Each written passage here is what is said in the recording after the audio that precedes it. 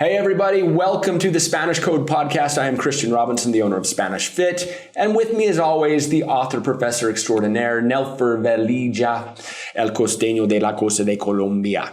Today, we are going to look at something called direct objects. And I think one of the hardest things about learning a language is having to look at all this terminology of grammar. Pronouns, direct objects, indirect objects, preterite, imperfect. Like what in the hell are all these words? We don't know them, but we can identify them. So what we do here on the Spanish Code is we codify the language. We simplify the language. We put the language into sequences and we break it down so it makes sense. Before we begin, please remember to like and subscribe our channel. It means a lot to us. And if you have questions, leave them in the comments below. We might just make a video just for you. Anyway, direct objects. Okay. Don't let your brain explode. This is really, really easy. All right. So when we have a conversation in English, I say, what are you going to do today, Nelfer? And he says, I'm going to go see your mom. And I'm going to say, why are you going to go see her? All right. I didn't say, why are you going to go see my mom? I could.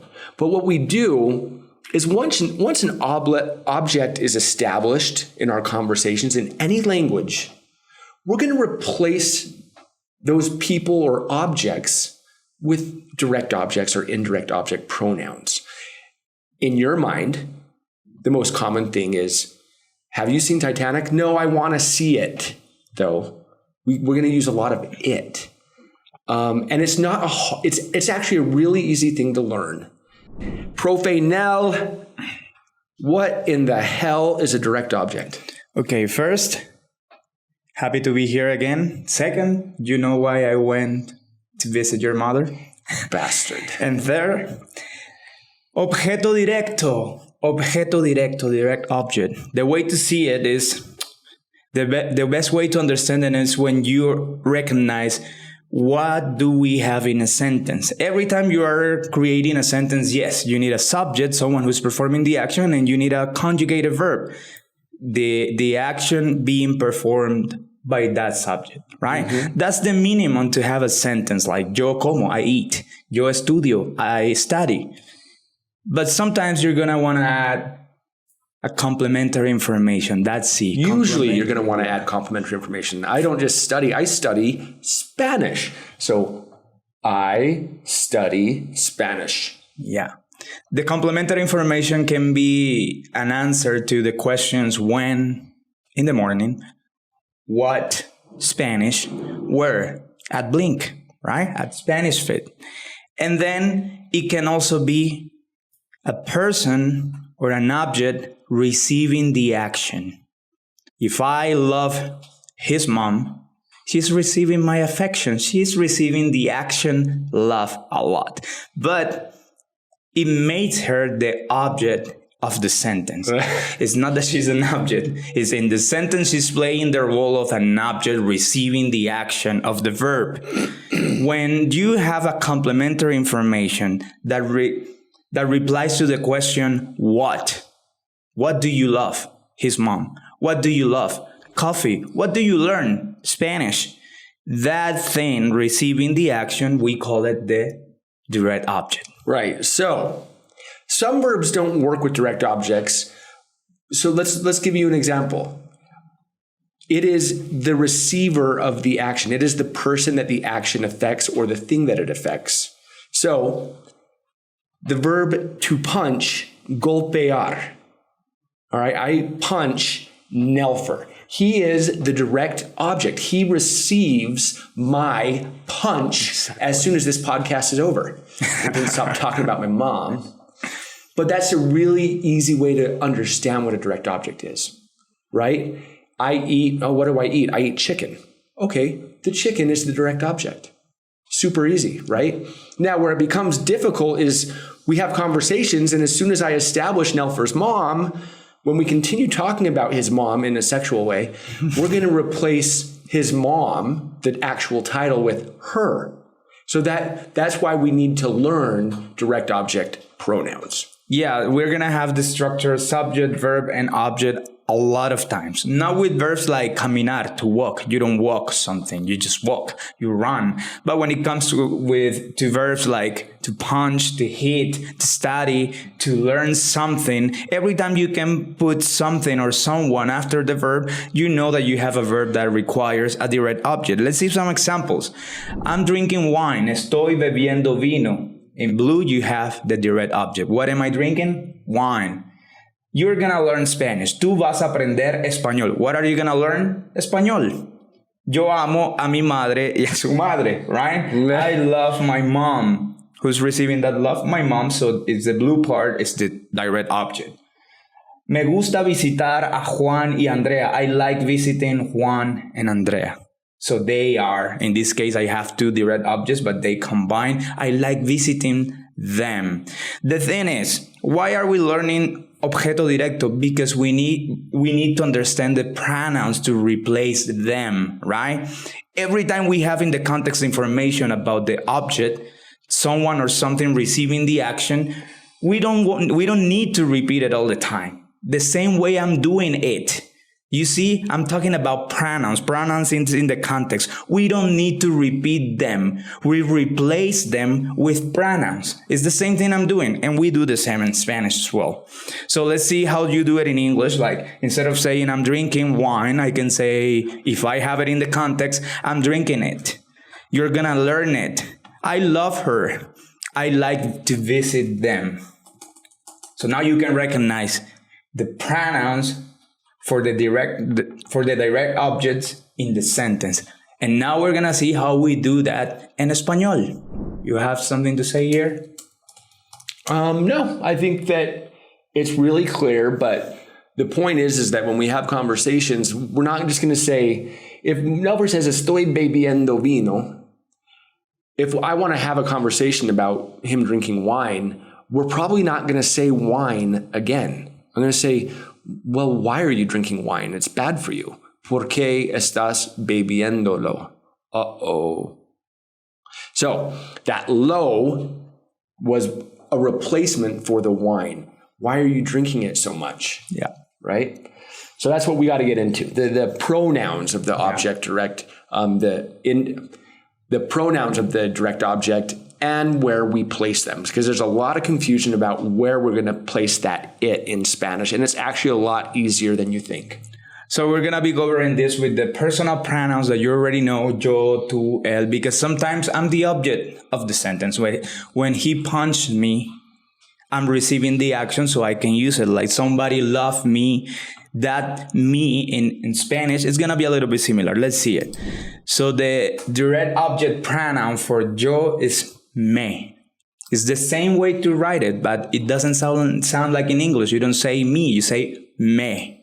So if I want to say that somebody loves me, I would say Clara, which is a name, me ama. And here we have to do some brain surgery in order to understand how it works in Spanish. Maybe you want to see what's the order, because it's going to be different. Here we go, guys. The English brain, the Spanish brain. So in English, Clara loves me. No, I love Clara too. Now, when we convert that into Spanish, your brain is going to say Clara me loves. And that's just because of the order, because of a conjugated verb. So let's look at that in Spanish. Clara me ama. Clara me ama. Okay, so amar is the verb to love. So amo, amas, ama. So she loves is Clara ama, right? So if I want to say she loves me, Clara me ama. Now, that me is the direct object, and it goes before the conjugated verb because we cannot place a direct object or indirect object or any other pronoun after a conjugated verb because it doesn't sound right. So we have to put that before a conjugated verb. Now, in an infinitive structure, we can put that at the end. So if Clara is going to love me, Clara is going to love me. If Clara is going to love me, we have a 1, 2, 3, we have a paraphrasis. Kara is going to love me.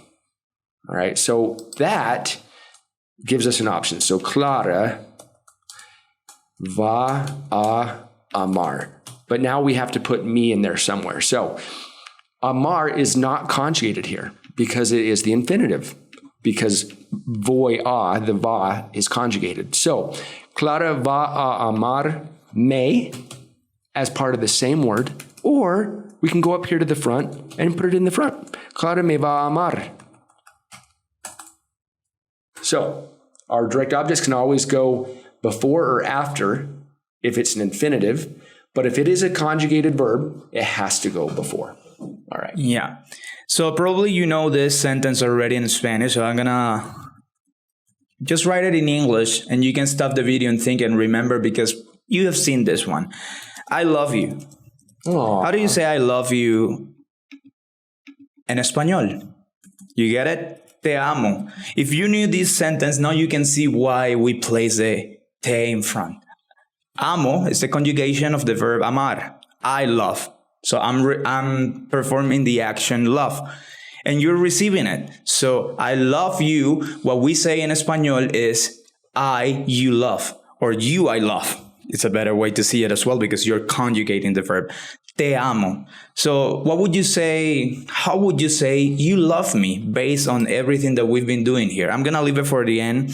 You can be thinking about it. But now let's see all the pronouns for every single person for direct objects, right? All right, guys. So here are all of the pronouns for our direct objects. Here we go. May.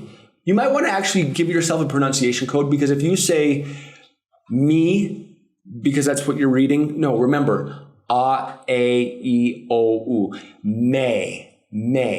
Yeah. For you, it would be te.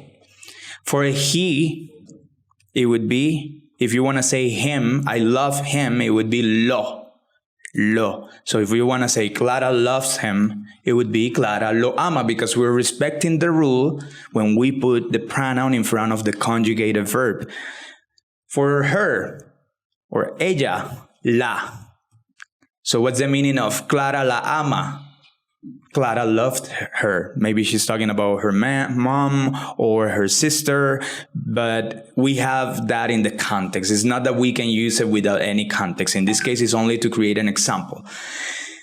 If we want to replace it, which in Spanish, we never use it that much, only in poetry, the pronoun is ello. El, ella, ello. But the pronoun is it. If you want to say, I love it, it would be lo or la depending on the gender of the thing. If I'm talking about beer, cerveza, which is feminine, I would say la amo, I love it. If I'm talking about something masculine like my phone, I don't know, el celular is masculine, I would say I love it. I love it. Lo amo. Lo amo. So it would be, and if I'm talking about Clara, it would be she loves it. Depending on the gender, lo ama or la ama. Nosotros is nos. Clara loves us. Nos ama. Clara nos ama. You guys, it would be los or las, depending if you're talking about a bunch of guys or girls. It would and be, if it's a group of mixed sex, we're always going to use los. Exactly. So our most common actually is going to be lo. It's huge because it's him or it's masculine it. It's a really big one. Or if the direct object doesn't really have a sex, we're just going to revert to lo. So if it's like an activity, lo. So los and las would be them or you guys. I love you guys. Los amo, las amo. And them, it would be los and las as well. Remember, every time you see ustedes, you guys, and ellos, they're going to share the conjugation and they are going to share the pronouns. They are the same. Remember when we say you guys love, it would be aman, and they love would be aman as well. So we have the same pronoun. Clara me ama, te ama, lo ama, la ama, nos ama, los ama, or las ama. Those are the pronouns for the direct object, depending who's receiving the action. The personal pronoun, we use it for who's performing the action. Yo amo. And the direct object is for the one receiving. Okay, so here we are in our Spanish brain. All right, so let's practice. So I call you, I call him, I call her, I call you guys, or I call them. And then One that doesn't make sense there is I don't call myself on the phone, but I call myself Christian. That's how I say my name is. So it does exist. I call myself, me, or I call us. That doesn't make any sense either, but with other verbs, it will make sense. So here we go. The verb is llamar. So I call you. The verb is llamar, so llamo. Where are we going to put the you? We have to put it in the front. So, because it's conjugated, so te amo. So if I call him, he's masculine, lo llamo. If I call her, she's feminine, la llamo.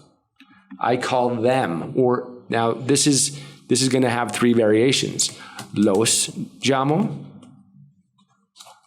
las llamo, and what if it is you guys? You guys or you all, that's always going to revert to the masculine. So, los llamo, you guys. Now, if I want to say I call me, maybe I'm calling my phone because it's lost. I'm going to say me llamo. Now, that's most commonly going to be a reflexive structure, which is a totally different thing, but that's okay. When we say me llamo, I'm saying I call myself Christian. Me llamo Cristian. Super. So it makes sense as a direct object. I call us doesn't make sense, but nos llamo. Genial.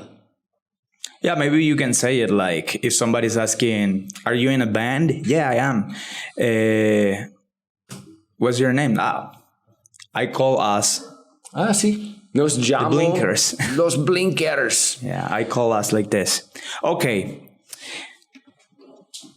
The other rule we were talking about before, it was about the placement of the object. It depends if you are having one verb, one conjugated verb, you know already the rule. We put it in front. But if you have two verbs, you have two different options. So let's see it with this cool chart that we have prepared for you guys. Again, you have one verb, you only have one option. Put it in front. Pronoun plus conjugated verb. The thing we just did. Te amo, me amas. I love you, you love me. Te llamo, I call you. You place the pronoun in front. For example, María lo compra. María buys it. María it buys. This is the way we would structure it. And if I want to say the negative sentence, think about it. Where would you put the no, the negation word? We put it in front of the pronoun. María no lo compra. María doesn't buy it. Right? Then when you have two verbs, you have two options. One verb, one option. Two verbs, two options. And they are. And what do I mean when I say two verbs? When you have a combination like double verbs. I want to do it. I need to do it. I am doing it. You have two verbs there as well in the ing word. Okay, so you put the pronoun in front of everything, the conjugated verb, and then you put the infinitive verb, like in the structure, I want to do it. First, the it. Then the conjugated verb, she wants, Maria wants, and then the infinitive, to buy it. Maria it wants to buy. María it wants to buy. María wants to buy it. María lo quiere comprar. And the other option would be first the conjugated verb, she wants, then the infinitive verb, attach the pronoun attached to the infinitive verb, like in one word. That's why there's only one box in here. So you're going to have two words here. It's not a conjugation. It's only a combination that we do and we put it in one single word. Like María wants to buy it. María quiere comprarlo. So you might wonder, what's the difference if I put it here or here? There's no difference. It's the same. You're saying exactly the same. It's not that this is more slang because you're like connecting the words. No, it's exactly the same. We have two options and they mean exactly the same. María wants to buy it. María wants to buy it. María lo quiere comprar. María quiere comprarlo. Why do we do this? It's only just because it's the evolution of the language. And actually, 500 years ago, we would put the lo after conjugated verbs, but we stopped doing it at some point at the history of the Spanish, And now we don't do it, only when it's an infinitive or an ing verb. Right. So the only time that you can put that direct object at the end of a conjugation is going to be with the gerundio, gerund. And it sounds really weird, but if I say, I am seeing her tonight, I would say estoy. No, I am. So an example would be, I am Doing it now. I am doing it now. Estoy haciéndolo ahora. Wow. Haciendo, doing it, lo. But as one word, estoy haciéndolo ahora. So that's Let me write it down. Yeah. I am doing it. I'm doing it, man. now. So then you say, I am is estoy, and then haciendo, because it's the ing, ando, yendo word, and you attach the pronoun. And then we need to add an accent here, but we will cover accents later. But you can also say it in a different way, because you have two verbs. So what would be the other option? You can stop the video and figure it out. But now I'm going to say it. You put the lo in front, it, I am, estoy, doing, haciendo. Lo estoy haciendo or estoy haciéndolo. Again, exactly the same meaning, just two ways to say it. When do we say one or the other? It's random. What do we prefer? Both of them. When I started teaching, I told my students, maybe we use this more often because it's two words. It's like faster. And we, in the language, we tend to do that, to make it like shorter, to express ourselves more efficiently.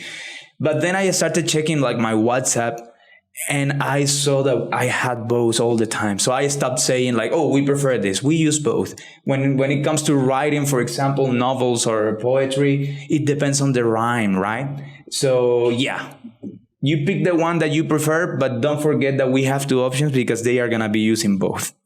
Right. So you just have to realize that direct object has to go before a conjugated verb, except for that ing. And when it comes to the double verbs or the 1, 2, 3s, we can decide to go at the beginning or at the end. Here we have golpear in the brain. I hit you. I want to hit you. I am going to hit you. So we have just the verb by itself with a direct object. Te golpeo. I want to hit you. Quiero golpear te. But that te just becomes part of golpear. Quiero golpearte. Or we can put it in the beginning. Te quiero golpear. Te quiero golpear. So it's really important to practice both ways because we're going to hear it both ways. In movies, we're going to hear it both ways. In the streets, we're going to speak it both ways. I am going to hit you. So 1, 2, 3. Voy a golpearte. But again, as one word, voy a golpearte. Or te voy a golpear. And the same thing would be with tengo que, necesito, puedo. So in those, with a double verb, again, at the beginning or at the end. Necesito golpearte. Te necesito golpear. No puedo golpearte. No te puedo golpear.